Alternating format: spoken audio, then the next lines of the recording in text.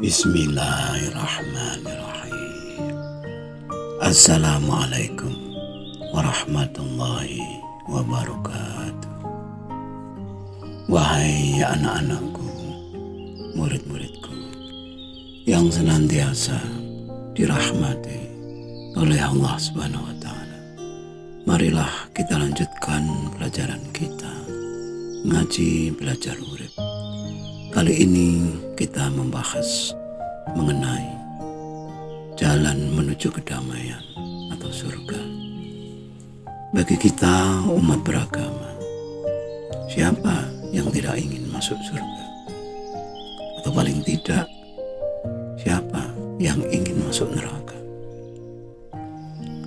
Tidak dapat dipungkiri bahwa surga dan neraka masih menjadi magnet utama untuk tujuan ibadah. Menjalani perintah karena mengharapkan surga dan menjauhi larangan agar terhindar dari neraka.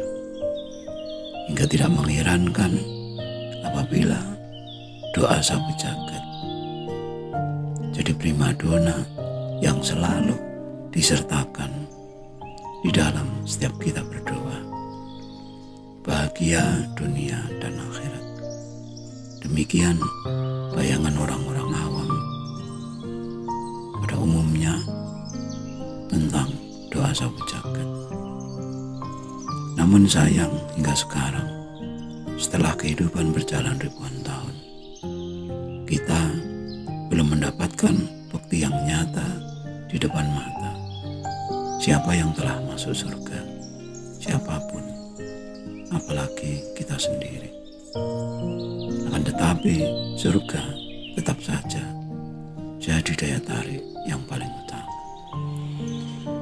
Tidak sedikit ayat-ayat di dalam Al-Quran yang menjelaskan balasan surga yang penuh dengan kenikmatan, imbalan bagi mereka yang beriman dan beramal baik.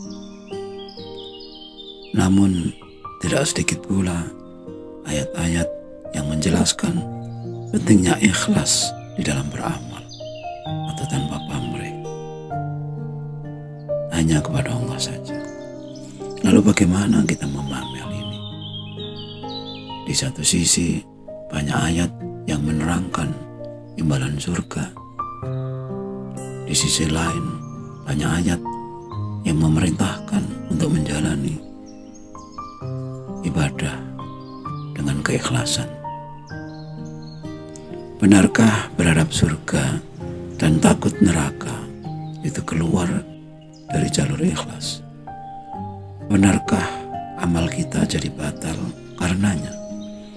Benarkah ikhlas itu berarti tanpa imbalan? Janganlah terlalu berharap agar kita tidak kecewa. Demikian nasihat bijak yang sering kita dengar. Semakin besar harapan kita, semakin besar pula risiko kecewa.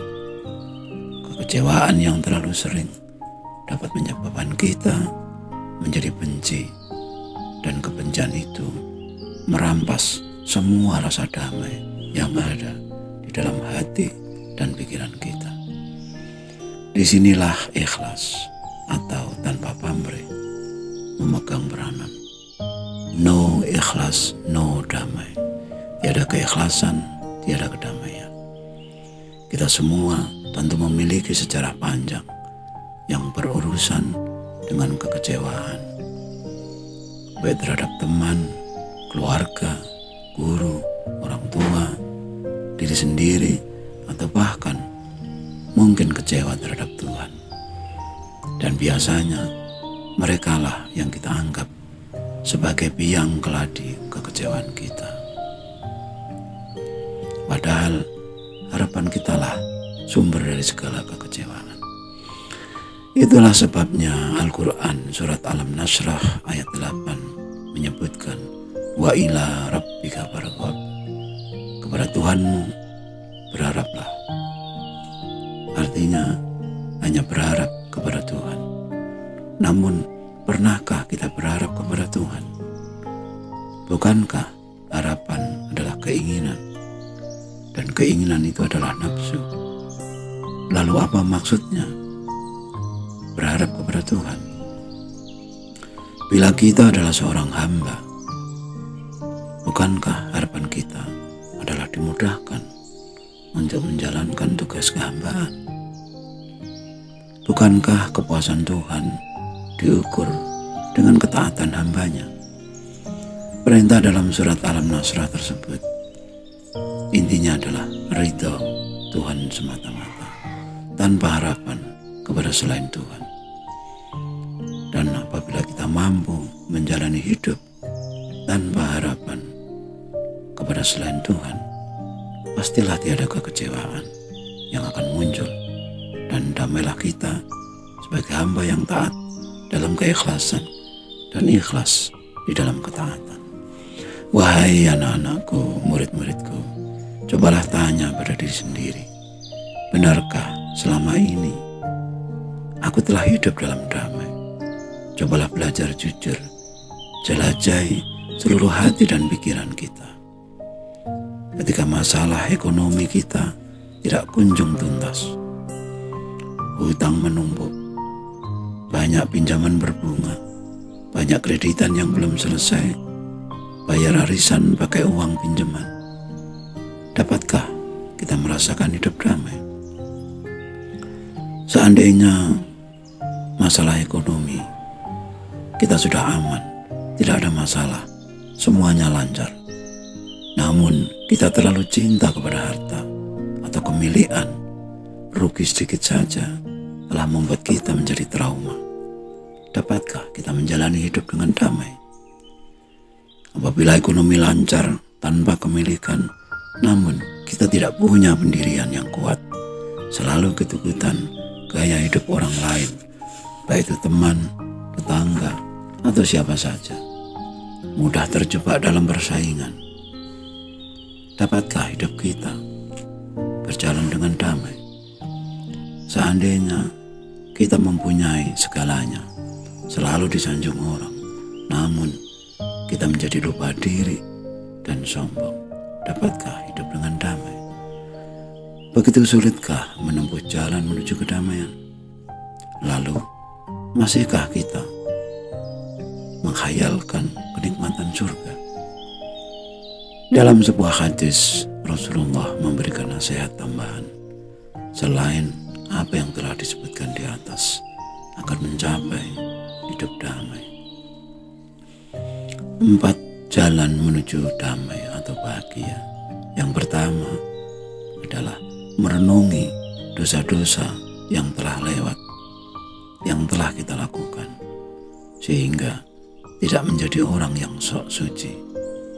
Yang nomor 2 adalah melupakan kebaikan yang telah lewat, yang telah kita lakukan, sehingga tidak bisa menjadi orang yang bangga diri. Dan yang ketiga, menghormati orang yang lebih tinggi agamanya, sehingga mendorong kita untuk bersikap tawadhu. Dan yang keempat, memandang orang yang lebih rendah tingkat hartanya, sehingga kita bisa mensyukuri keberadaan kita. Dari sekian banyak persyaratan yang harus dipenuhi untuk mencapai kedamaian hidup, saran yang bisa diberikan adalah carilah dan temukanlah orang yang mampu membimbing, mengarahkan kita ke jalan terang, yaitu jalan menuju hidup yang damai. Carilah mereka yang telah berpengalaman dan dapat diteladani. Ibarat kita pergi ke ibu kota Jakarta, ikutilah orang yang memang sering pulang pergi ke Jakarta. Ibarat murid, temukanlah guru sejati. Ibarat pelayan, carilah majikan yang pemurah dan bijaksana. Ibarat teman, temukanlah teman sejati yang setia menemani baik suka maupun duka. Ibarat persaudaraan, carilah saudara seiman. Temukanlah orang yang pandai bermain layang-layang. Bila anginnya kencang, benangnya dikendurkan. Dan apabila anginnya lemah, benangnya dikencangkan.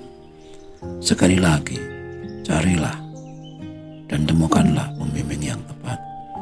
Dan berikan kepercayaan sepenuhnya bila memang telah terbukti. Dan jadilah murid yang cerdas di dalam ketaatan dan taat di dalam kecerdasan.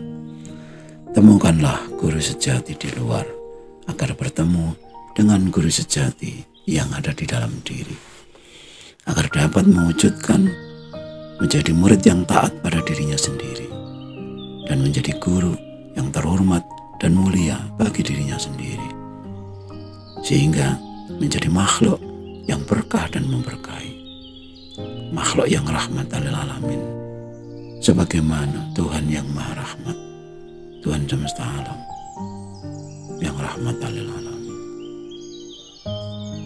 Sekian dulu wejangan-wejangan yang mohon maaf atas segala kekurangan, dan semoga selalu bermanfaat. Marilah kita berdoa bersama.